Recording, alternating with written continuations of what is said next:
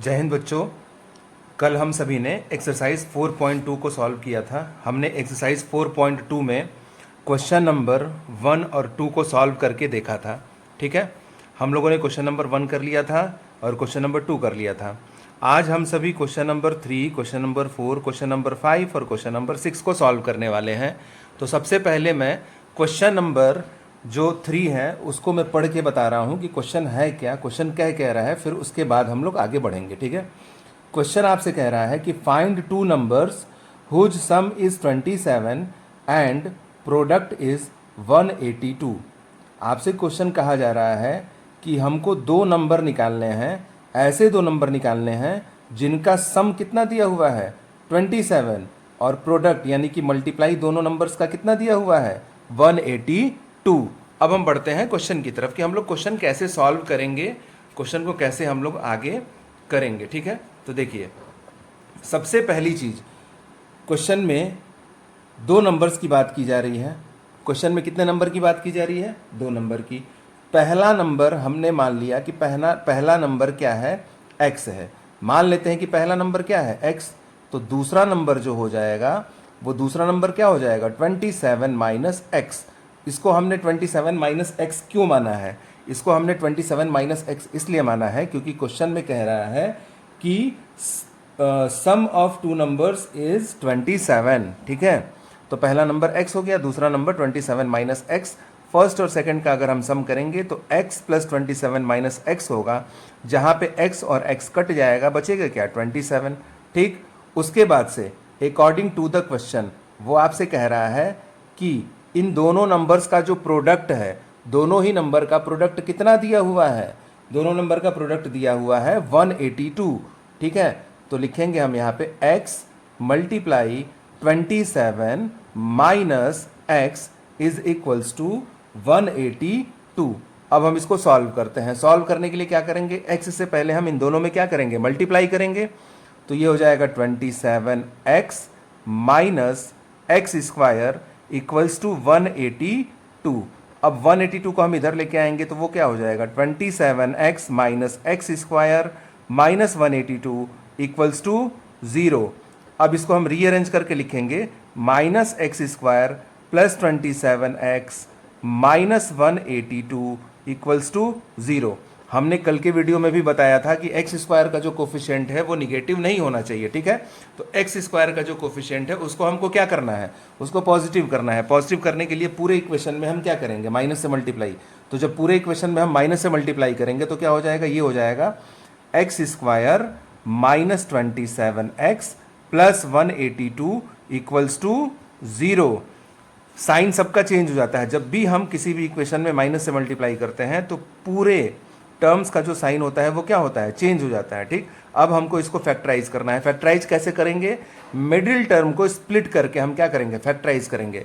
Middle term को split करने के लिए हमने एक रूल बताया था आपको कि एक्स स्क्वायर का कोफिशिएंट देखते हैं। यहाँ पे कोफिशिएंट 1 है, 1 का हम मल्टीप्लाई करेंगे कांस्टेंट के साथ तो इसकी वैल्यू आ जाएगी 182। अब 182 का हम क्या निकालेंगे, एलसीएम निकालेंगे। तो ये कितनी बार में जाएगा, 2 9 जा 18, 2 1 जा 2, फिर ये किससे जाएगा, 7 से जाएगा, 7 से ये 13 टाइम्स में जाएगा और उसके बाद से 13 से ये 1 टाइम्स में जाएगा।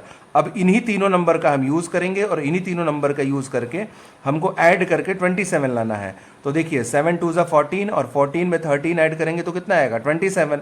अब चूंकि यहाँ पे निगेटिव साइन है तो दोनों वैल्यू हम क्या लिखेंगे, निगेटिव में लिखेंगे। यानी कि हम इसको कैसे लिखेंगे, इसको हम लिखेंगे x square minus 14x minus 13x plus 182 equals to 0। ठीक है, अब यहां से हमको कॉमन मिल जाएगा x। अगर हम यहां से x कॉमन ले रहे हैं तो यहां बचेगा x माइनस 14। यहां से अगर हम 13 कॉमन ले रहे हैं तो यहां भी क्या बचेगा x माइनस 14 इक्वल्स टू 0। उसके बाद से x माइनस 14 और x माइनस 14 अगेन कॉमन मिलेगा। हम x माइनस 14 को अगेन कॉमन ले लिए, यहाँ बचेगा x और यहाँ बचेगा माइनस 13 इक्वल्स टू 0। अब हम एक बार इसको 0 को इक्वेट करेंगे, एक बार इसको 0 को इक्वेट करेंगे तो x minus 14 equals to 0, x की वैल्यू हो जाएगी 14 और एक बार हम x माइनस 13 इक्वल्स टू 0 करेंगे, यहाँ से x की वैल्यू आ जाएगी 13। x मैंने किसको माना था, हमने माना था फर्स्ट नंबर को। तो हमारा जो फर्स्ट नंबर आया वो या तो 14 होगा या तो 13 होगा। अगर फर्स्ट नंबर 14 होगा, तो जो सेकंड नंबर होगा वो क्या हो जाएगा 27 माइनस 14, क्योंकि जो सेकंड नंबर था वो क्या था शुरू में, वो शुरू में था 27 माइनस एक्स। तो ये कितना हो जाएगा 27 माइनस 14 इक्वल्स टू 13, और यहाँ पे 27 माइनस हम क्या करेंगे 13 करेंगे, तो यहाँ पे जो सेकंड नंबर निकल के आएगा वो क्या निकल के आएगा 14 निकल के आएगा। तो इसका आंसर क्या होगा, इसका दो आंसर आएगा, अगर फर्स्ट नंबर 14 आएगा तो सेकंड नंबर 13 होगा, और अगर फर्स्ट नंबर 13 होगा तो सेकंड नंबर क्या होगा 14 होगा। ठीक है, आशा करता हूं कि आपको ये क्वेश्चन जो है अच्छे से समझ में आ गया होगा। ठीक, अब हम लोग मूव ऑन करते हैं आगे नेक्स्ट क्वेश्चन की तरफ। जो नेक्स्ट क्वेश्चन है वो है हमारा क्वेश्चन नंबर 4। क्वेश्चन नंबर 4 क्या कह रहा है उसके बारे में देखते हैं। तो देखिए, आप लोग देख सकते हैं, बुक को ध्यान से देखिए। क्वेश्चन नंबर 4 दिया हुआ है, find two consecutive positive integer whose positive integer sum of whose square is 365।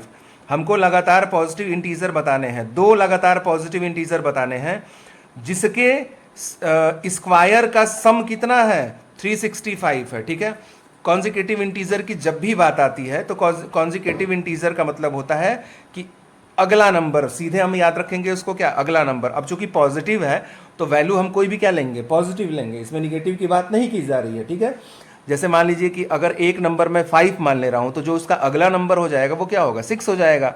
6 कैसे आ रहा है, तो 6 5 में जब मैं 1 ऐड करूंगा, 5 में जब मैं 1 ऐड करूंगा तो कितना आएगा 6 आएगा। ठीक है, तो अब ध्यान दीजिएगा कि अगर मैं मान ले रहा हूं कि let two consecutive numbers be x and x plus 1, तो अगर मैं फर्स्ट नंबर को क्या मान ले रहा हूं x मान ले रहा हूं, तो जो सेकंड नंबर हो जाएगा वो second number automatically x plus 1 हो जाएगा।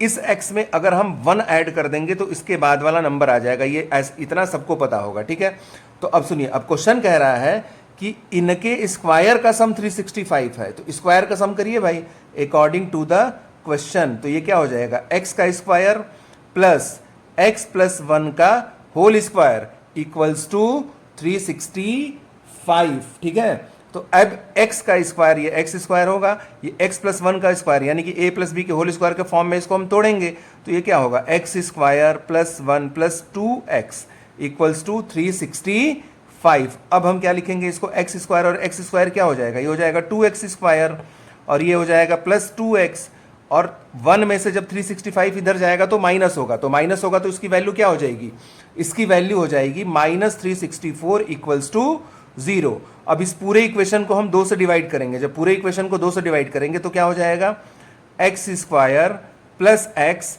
माइनस 2 1 जा 2, 2 8 जा 16 एंड 2 2 जा 4 इक्वल्स टू 0। अब ध्यान दीजिए, यहां पे अभी हमने जस्ट इसके पहले वाले क्वेश्चन में 182 का एलसीएम निकाला था, तो उसका एलसीएम क्या आया था 2 इंटू 7 इंटू 13, यानी इन्हीं नंबर्स का यूज करके हमको माइनस करके क्या लाना है 1 लाना है। तो साफ साफ आपको दिख रहा होगा 7 2 14 और 14 में से 13 जाएगा तो कितना आएगा 1 आ जाएगा। पॉजिटिव 1 लेके आना है तो 14 में से क्या लेके जाएंगे हम 13 लेके जाएंगे, तो इसको क्या लिखेंगे हम x square plus 14x minus 13x minus 182 equals to 0। ठीक है, अब यहां पे हो जाएगा x, मैं यहां से कॉमन ले लूंगा तो यहां बचेगा x प्लस 14 और यहां से माइनस 13 कॉमन ले लूंगा तो यहां पे भी क्या बचेगा x प्लस 14 इक्वल्स टू 0। अब अगेन मैं यहां पे क्या कॉमन ले लूंगा x प्लस 14 कॉमन ले लूंगा तो यहां पे क्या बचेगा x माइनस 13 इक्वल्स टू 0। तो अब सुनिए, अब यहां से अगर मैं इसको 0 को इक्वेट कर रहा हूं तो x प्लस 14 इक्वल्स टू क्या करेंगे 0 करेंगे तो x की वैल्यू आएगी माइनस 14 और x की वैल्यू निगेटिव तो हमको लेना नहीं है तो ये पॉसिबल नहीं होगा। और अब अगर हम इसको 0 को इक्वेट करेंगे x माइनस 13 इक्वल्स टू 0 तो यहां से x की वैल्यू क्या आएगी 13 निकल के आएगी। अब 13 कैसा नंबर है पॉजिटिव नंबर है, तो जो पहली वैल्यू होगी, जो पहला नंबर होगा वो क्या होगा 13 होगा, और जो सेकंड नंबर था वो सेकंड नंबर हमने किसको माना था x प्लस 1 को माना था, तो वो क्या हो जाएगा 13 प्लस 1 यानी कि जो सेकंड नंबर होगा वो क्या हो जाएगा 14 हो जाएगा। समझ में आया? तो पहला नंबर 30 निकल के आया है, दूसरा नंबर 14 निकल के आया। जब भी आप इस टाइप का क्वेश्चन सॉल्व करेंगे तो आप क्या कर सकते हैं, क्वेश्चन में जो भी कंडीशन दिया है उसको आप क्या कर सकते हैं क्रॉस चेक कर सकते हैं। तो क्वेश्चन में दिया था कि दोनों का प्रोडक्ट कितना है 182 है, तो आप देखिए ध्यान से, सॉरी दोनों के स्क्वायर का सम जो है वो कितना है 365 है। तो आप देखिए ध्यान से, अगर मैं x का स्क्वायर करूंगा, अगर मैं 13 का स्क्वायर करूंगा तो उसकी वैल्यू आएगी 169 और अगर मैं 14 प्लस 1 यानी x प्लस 1 माना था मैंने, तो 14 प्लस 1 का अगर मैं स्क्वायर करूंगा तो वो कितना हो जाएगा 225। अब 225 में मैं 169 ऐड करूंगा तो उसकी वैल्यू आ जाएगी 365। ठीक है, तो हमारा आंसर बिल्कुल सही है। ठीक है, वैसे ही अगर मैं फर्स्ट नंबर वाले क्वेश्चन की बात करूं, फर्स्ट नंबर वाले क्वेश्चन में मेरा आंसर क्या आया था, पहले वाले केस में 14 और 13 आया था, दूसरे वाले केस में 13 और 14 आया था। तो क्वेश्चन के अकॉर्डिंग कह रहा था कि दोनों नंबर का जो प्रोडक्ट है वो कितना है 182 है।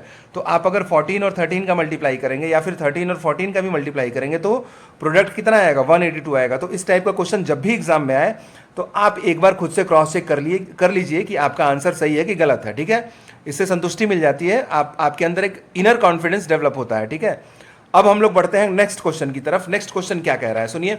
ठीक है, अब आगे देखते हैं कि क्वेश्चन क्या कह रहा है। ठीक, देखिए ध्यान से, जो क्वेश्चन नंबर 5 है वो क्वेश्चन नंबर 5 कह रहा है कि the altitude of a right triangle is 7 centimetre less than it's base. कह रहा है कि किसी भी राइट एंगल ट्रायंगल का जो एल्टीट्यूड है वो क्या है 7 सेंटीमीटर लेस है। किससे लेस है, बेस से लेस है। ठीक है, कह रहा है कि if the hypotenuse is 13 centimetre find the other two side. तो पहला काम हमारा ये होगा कि हम इस क्वेश्चन में एक राइट एंगल ट्रायंगल बनाएं। ठीक, तो हम इस क्वेश्चन में सबसे पहले क्या बनाते हैं, एक राइट एंगल ट्रायंगल बनाते हैं। क्वेश्चन नंबर कौन सा है, ये क्वेश्चन नंबर 5 है। तो मान लेते हैं कि एक राइट एंगल ट्रायंगल है ये, इस राइट एंगल ट्रायंगल में ये वाला एंगल 90 डिग्री का है और इसका नाम हम रख देते हैं ट्रायंगल ए बी एंड सी।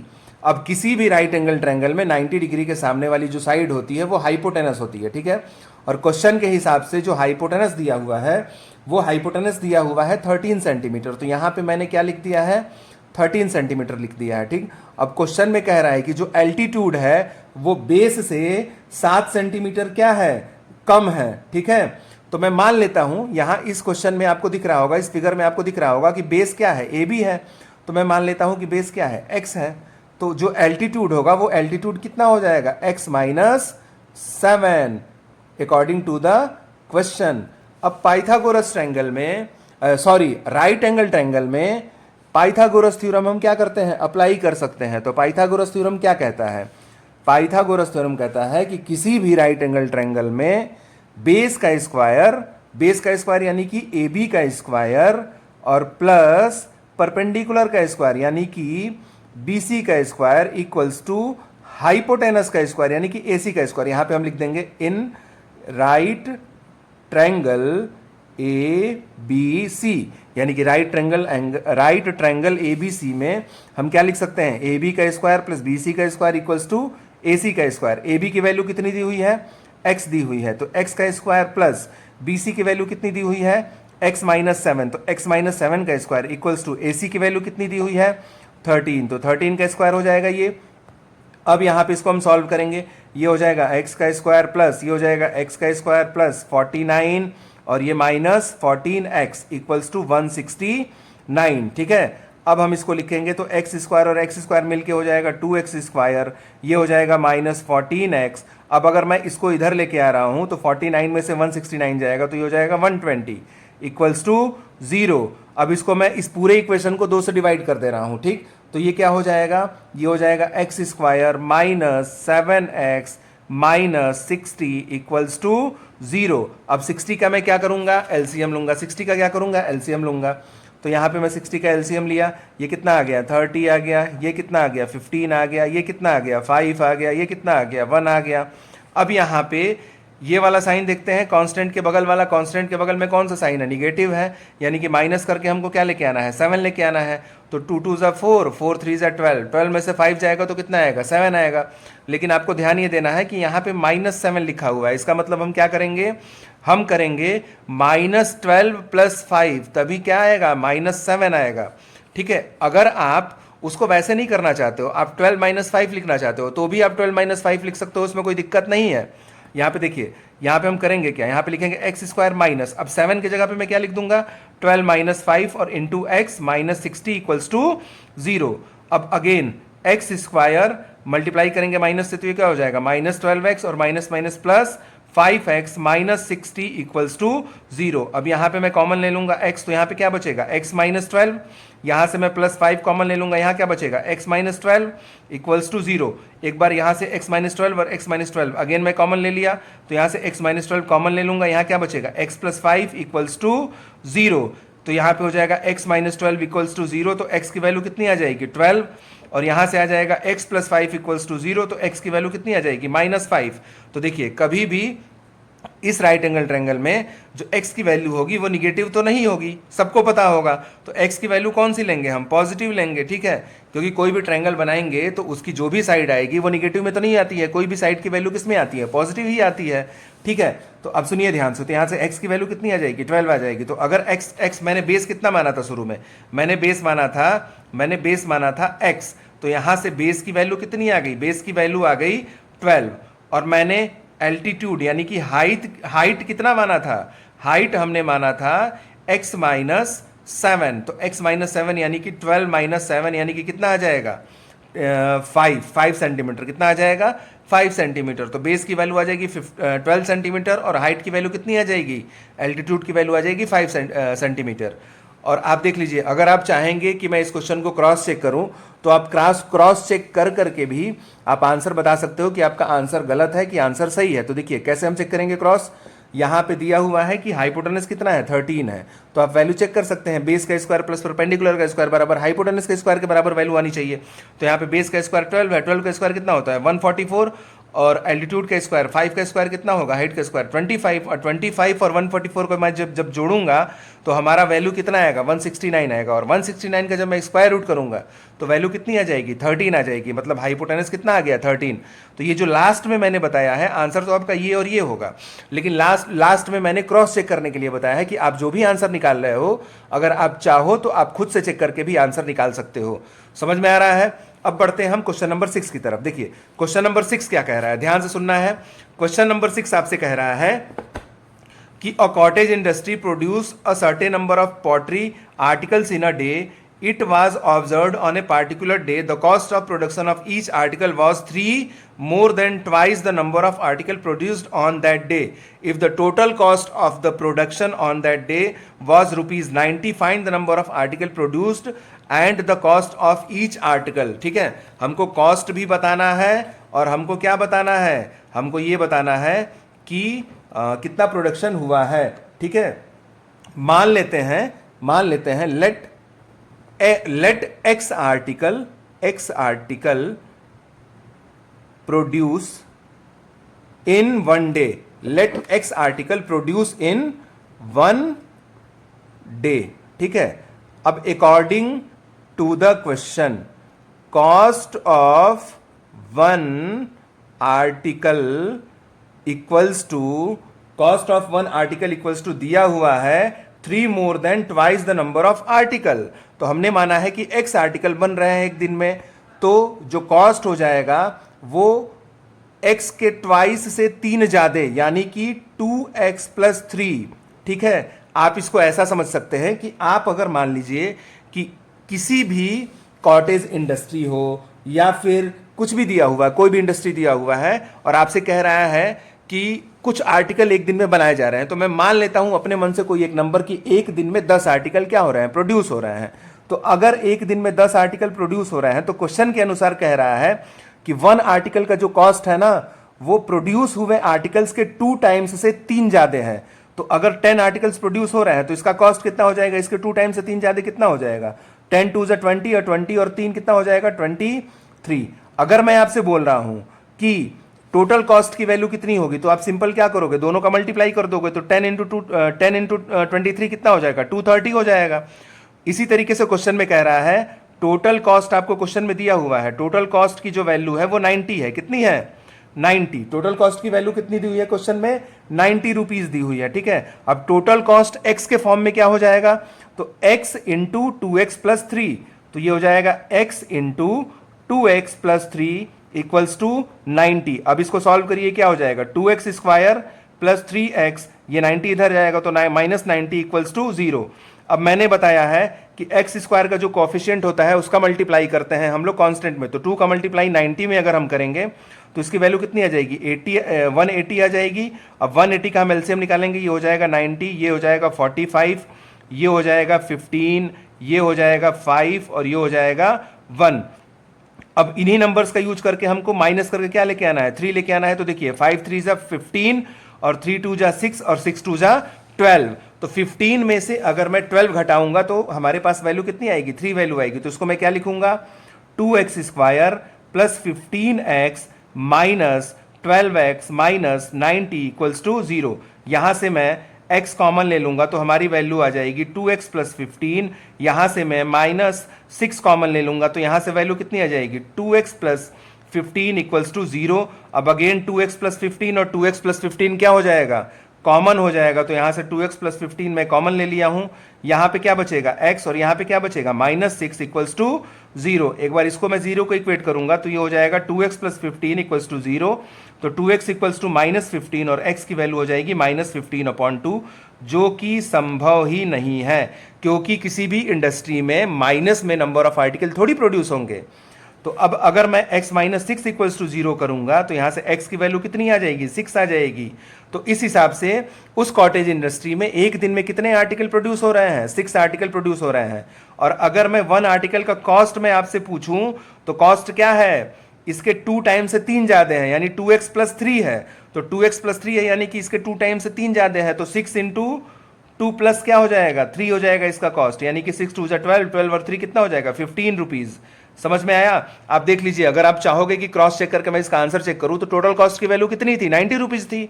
तो देख लीजिए 6 इंटू 15 कितना हो जाएगा 15 6 90, यानी हमारा आंसर बिल्कुल इस क्या है, सही है। ये वाला जो क्वेश्चन है क्वेश्चन नंबर 6 एक्सरसाइज 4.2 का, ये क्वेश्चन बोर्ड एग्जाम्स में 10th में पूछा गया है, ठीक है।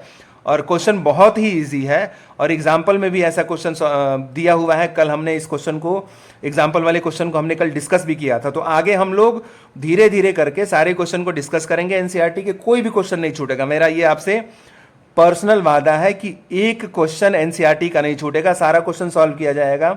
और जो प्रीवियस ईयर क्वेश्चन चाहे किसी भी चैप्टर का बार बार पूछा गया हो एग्जाम में, उसके लिए अलग से वीडियो बनेगी और वो अलग से वीडियो आप देखिएगा, आपके लिए एकदम यूजफुल होगा, आपके एग्जाम पॉइंट ऑफ व्यू से वो एकदम महत्वपूर्ण होगा, ठीक है। तो आप लोग बस अपना सहयोग बनाए रखिए, अपना प्यार बनाए रखिए और साथ में चैनल चूंकि नया है तो थोड़ा सा सपोर्ट दीजिए ताकि चैनल को मैं और मेहनत करूं और चैनल जो है अच्छे से ग्रो करे, ठीक है। तो आज के लिए बस इतना ही। बाकी हम लोग कल के नेक्स्ट वीडियो में हमारा जो टॉपिक होगा वो होगा क्वाड्रेटिक फार्मूला, और हम लोग पहले ये जानेंगे कि क्वाड्रेटिक फार्मूला आया कहां से, ठीक है। धन्यवाद आज के वीडियो के लिए।